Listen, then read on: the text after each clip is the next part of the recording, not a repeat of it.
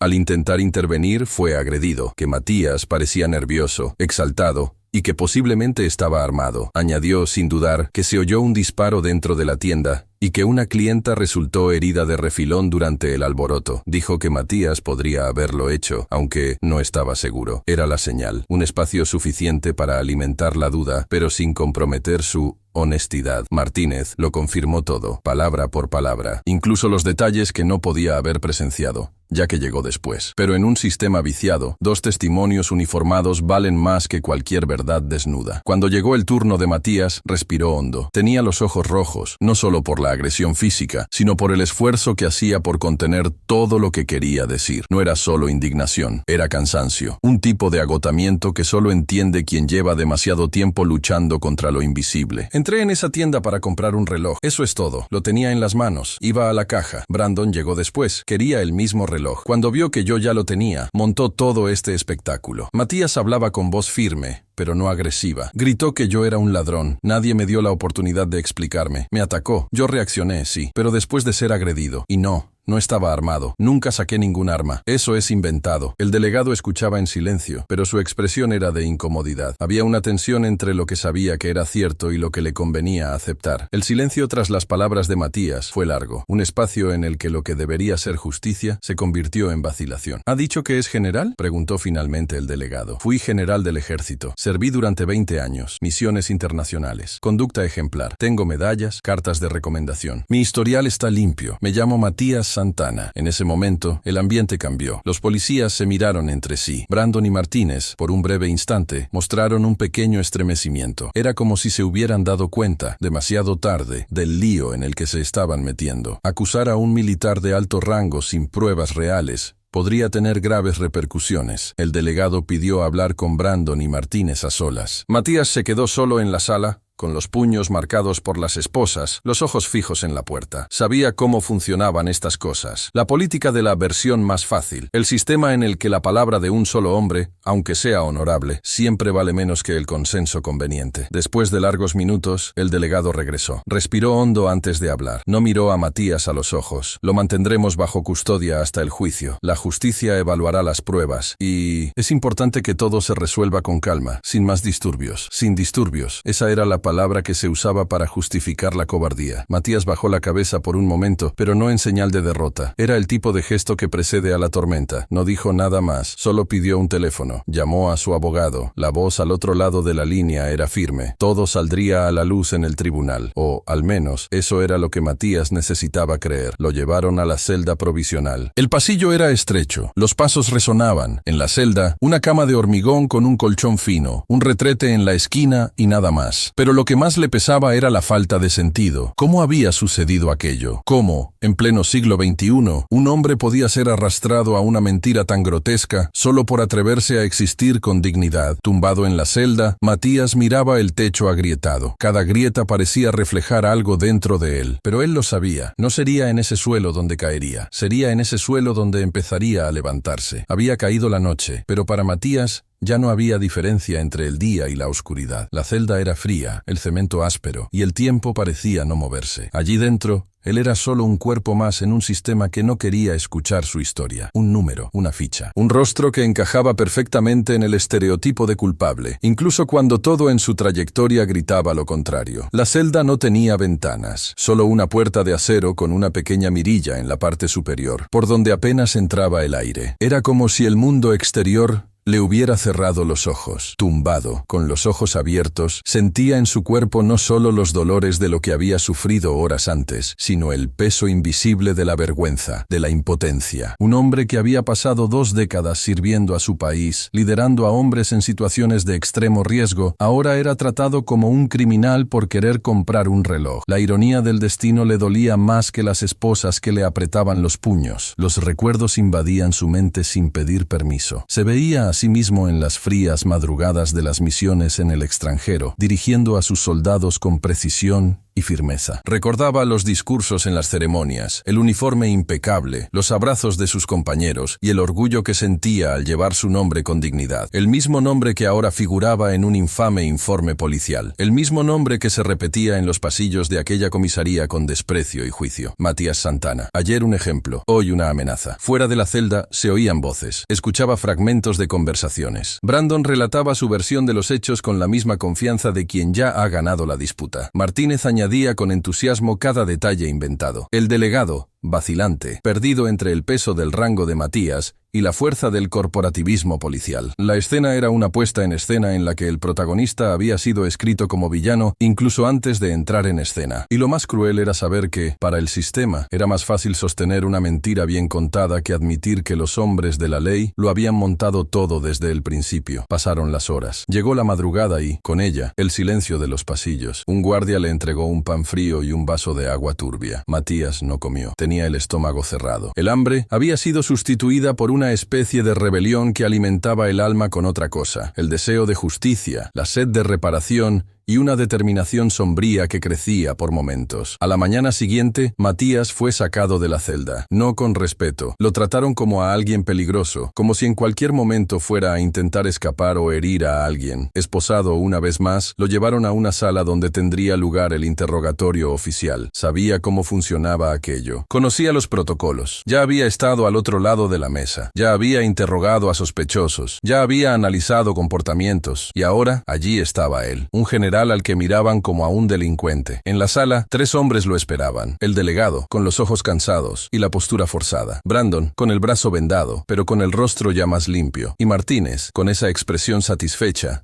de quien cree que está ganando. El ambiente olía a burocracia y la tensión era densa como humo invisible. Matías fue sentado en una silla de hierro, con las esposas aún sujetas a sus muñecas. Lo que seguiría sería un monólogo en el que ya se sabía el guión de memoria, pero cuyo final ya había sido escrito por otros. ¿Tiene algo más que declarar?, preguntó el delegado sin mirar a Matías a los ojos. Él respondió, no con arrogancia, sino con la firmeza de quien no tiene más lugar para dudas. Fui atacado. Se armó una farsa en mi contra por orgullo y prejuicio. Fui humillado. Quiero que conste en acta. Y llegaré hasta el final para obtener justicia. Brandon se rió. No fue una risa fuerte, pero sí lo suficiente como para herir. ¿Justicia? Tienes suerte de no estar en el hospital. Matías mantuvo la mirada fija en él. No la desvió. Era un enfrentamiento silencioso. Allí chocaban 2 mundos. Uno hecho de mentiras y manipulación. El otro de honor herido y verdad sofocada. Al final del interrogatorio, el delegado suspiró. Dijo que Matías sería trasladado a una unidad penitenciaria hasta el juicio. Alegó la necesidad de evitar riesgos, pero todos en esa sala sabían la verdad. La prisión era un castigo preventivo, una forma de silenciar, de intimidar, de controlar a quien se atrevía a alzar la voz. Al ser llevado, Matías no opuso resistencia, solo pidió que llamaran a su abogado. Se le permitió la llamada y, al otro lado de la línea, la voz que conocía bien, la de su viejo amigo y compañero de confianza, le aseguró que estaría a su lado en el tribunal. Era la única luz en ese túnel oscuro. Mientras lo subían al coche que lo llevaría a la cárcel, Matías miraba la ciudad por la ventana, como quien se despide temporalmente de un mundo que parece no quererlo ya. Cada calle, cada edificio, cada persona en la parada del autobús parecían diferentes ahora. No porque el mundo hubiera cambiado, sino porque ahora lo veía con los ojos de alguien destrozado por dentro. Al llegar a la prisión, el proceso fue lento y cruel. Fichaje, registro, trámites administrativos, miradas recelosas, sonrisas maliciosas de quienes reconocían al famoso de las noticias. Para algunos, era un monstruo. Para otros, solo un número más en la celda. Pero para él mismo, seguía siendo Matías Santana, ex general, hombre de palabra, y hombre con una misión a partir de ese momento. En la celda definitiva había otro recluso, un hombre mayor, callado, que solo asintió con la cabeza. El ambiente era estrecho, el colchón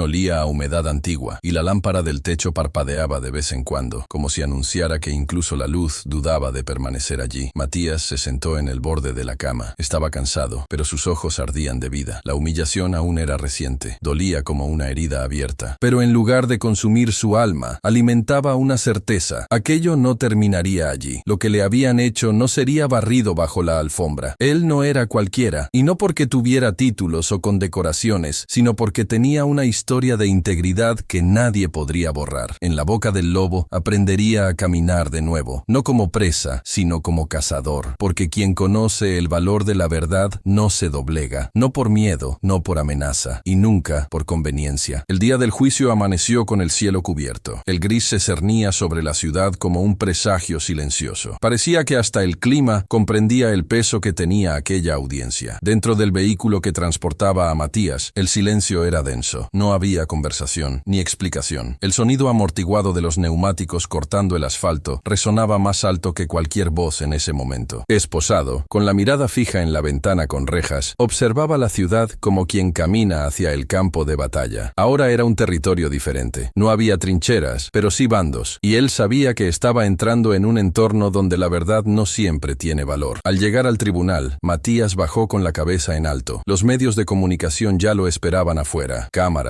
flashes, reporteros con micrófonos listos para moldear la narrativa según les convenía. Militar involucrado en un violento altercado con la policía, decían los titulares. Policía héroe detiene a un ladrón en una tienda de lujo. Ni una palabra sobre el abuso, ni una línea sobre el racismo, ni una mención al nombre de Matías Santana acompañado de su rango o de sus décadas de servicio al país. Dentro, la sala de audiencias estaba abarrotada. Los bancos estaban llenos de miradas curiosas, críticas, impacientes. Personas que no conocían la historia, pero que ya habían decidido de qué lado estaban. Brandon estaba sentado entre sus compañeros de uniforme, como un soldado condecorado. Llevaba un cabestrillo en el brazo, exagerado, simbólico, teatral. Martínez estaba a su lado. Los dos intercambiaban sonrisas discretas, confiadas. Al otro lado, Matías, solo en el banquillo de los acusados, salvo por la presencia de su abogado, un hombre de mirada atenta, rostro impasible y un silencio que denotaba indignación. Entró el juez. Todos los presentes se levantaron. Era un hombre de mediana edad, rostro duro, expresión demasiado neutra, una de esas figuras que lo han visto todo, pero que, en su frialdad, olvidan que detrás de cada caso hay vidas destrozadas. No parecía estar allí por justicia. Parecía simplemente cumplir un papel. La fiscalía comenzó. Pintaron a Matías como un hombre agresivo, impulsivo, irrespetuoso con la autoridad. Destacaron que había agredido a un agente del Estado, que había causado pánico en un establecimiento público, que podría haber puesto en peligro varias vidas. Hablaron del disparo, que nadie sabía de dónde había venido, como si fuera responsabilidad suya. A pesar de la falta de pruebas, la suposición se utilizó como herramienta de manipulación, un argumento sin peso legal, pero con suficiente fuerza emocional como para influir en el ambiente. El abogado de Matías intentó cambiar el rumbo. Argumentó basándose en hechos, pruebas e inconsistencias en las declaraciones de Brandon y Martínez. Señaló que no había imágenes claras, que no se había encontrado ningún arma con Matías, que el comportamiento del policía era cuestionable. Recordó el historial impecable de Matías, sus años en el ejército, el servicio prestado a la patria. Habló de honor, de dignidad, del peligro de los juicios basados en las apariencias y no en la verdad. Entonces llamaron a Matías a declarar. Se levantó y caminó con firmeza hasta el estrado. Los ojos de toda la sala se posaron sobre él. Sentía el peso de cada mirada, el juicio silencioso de una sociedad adicta a condenar antes de comprender. Respiró hondo y habló. Entré en esa tienda para comprar un reloj. Era un día importante para mí. Quería marcar una nueva etapa en mi vida. Nunca pensé que un objeto pudiera convertirse en un arma contra mí. Brandon llegó después, exigió el mismo reloj y cuando se dio cuenta de que no lo conseguiría, inventó una mentira. Gritó que era un atraco. Me atacó. Yo reaccioné y me convertí en el criminal de la historia. No estaba armado. No saqué ningún arma. El disparo que alcanzó a una persona no fue mío. Nunca estuve cerca de un arma ese día. Mi única culpa fue no bajar la cabeza. Se hizo un silencio extraño en la sala. Un silencio cargado de incomodidad. Porque la verdad, cuando se dice con tanta claridad, genera ruido incluso en el silencio. El juez lo observaba con expresión indescifrable. Brandon negaba con la cabeza, como quien asiste a una obra de teatro barata. Martínez, con los brazos cruzados, solo esperaba el momento de atacar. Entonces, llegó el turno de Brandon para declarar. Subió al estrado con pasos lentos y dramáticos. Volvió a contar su versión. Dijo que vio a Matías actuando de forma sospechosa, que intentó intervenir y fue agredido, que su instinto policial habló más alto, que intentó proteger a los civiles, que fue sorprendido por una reacción violenta y cobarde, que Matías lo agredió por la espalda. No estoy aquí por orgullo, dijo con voz entrecortada. Estoy aquí porque soy padre, soy marido, soy policía y quiero justicia. Quien agrede a un policía, agrede al Estado, y quien agrede al Estado debe responder. En ese momento, Clara, la esposa de Brandon, se levantó del público. Con los ojos llenos de rabia, miró directamente a Matías y gritó: «Debería estar en la cárcel el resto de su vida. ¡Canalla! ¡Cobarde! La sala estalló. El juez intentó controlar la situación. El abogado de Matías exigió respeto, pero el daño ya estaba hecho. Matías, con los ojos inyectados en sangre, miró a Clara durante un segundo. Era una mirada de dolor, de rabia, de todo lo que había guardado hasta ese momento. Y entonces, sin pensar, en un acto irreflexivo, avanzó. Un solo puñetazo. Clara cayó al suelo. El tribunal se convirtió en un caos. Brandon saltó del banco y corrió hacia Matías. Los dos se enzarzaron en el suelo. Gritos, empujones. El abogado de Matías intervino. Dio una patada a Brandon y lo apartó. Los guardias de seguridad irrumpieron en la sala y esposaron a todos. Era una escena de guerra, pero sin armas, sin bombas. Era una guerra de verdades tragadas, de orgullo herido, de un sistema que había explotado en sus propias manos. El juez, completamente fuera de control, suspendió la audiencia. Todos serían escuchados de nuevo al día siguiente. Y a última hora de la tarde, con las manos esposadas una vez más, Matías fue llevado de vuelta a la cárcel. Pero ahora había algo diferente en el aire. La sala del tribunal había demostrado que la verdad duele para quienes intentan ocultarla. En la celda, solo, miraba la pared sucia y descascarada, con la mandíbula dolorida y los pensamientos a 1000 por hora. Sabía que se había perdido en ese momento. Sabía que el puñetazo había roto una línea, pero también sabía que todo aquello era mucho más que un gesto. Se trataba de años de silencio, de décadas de juicios. Ese día, la justicia fue ciega, sí, pero no por equidad. Fue ciega porque decidió cerrar los ojos a lo que realmente importaba. Y el juicio, aunque aplazado, ya lo había dejado claro. La justicia, allí, no estaba interesada en la verdad. Estaba interesada en mantener el teatro en pie. El segundo día del juicio amaneció con el mismo cielo nublado que había envuelto la ciudad la víspera. Parecía que el tiempo se negaba a aclararse mientras la verdad seguía enterrada. El tribunal era ahora otro, no solo porque las paredes olían a la confusión del día anterior, sino porque los ojos que antes juzgaban a Matías en silencio, ahora lo miraban con abierta hostilidad. El puñetazo que le había dado a Clara, aunque instintivo, aunque provocado por una sucesión de abusos y humillaciones, había sido suficiente para sellar su imagen ante muchos de los allí presentes. No como víctima, sino como agresor. No como un hombre injustamente tratado, sino como alguien peligroso. Y la justicia, cuando encuentra resquicios para que se infiltre el prejuicio, rara vez se vuelve a cerrar. La llegada de Matías al tribunal fue discreta. Esposado, más callado que nunca, entró por la puerta trasera, escoltado por 2 policías que apenas le miraban a la cara. La audiencia se reanudó bajo fuertes medidas de seguridad. Todos los implicados estaban esposados, incluidos Brandon y Martínez, como medida preventiva tras los enfrentamientos anteriores. Se respiraba malestar en el ambiente. La sala ya no parecía un templo de la justicia, sino una arena, y los participantes, gladiadores a punto de ser sacrificados para entretenimiento público. El juez entró con el rostro sombrío, más arrugado que el día anterior.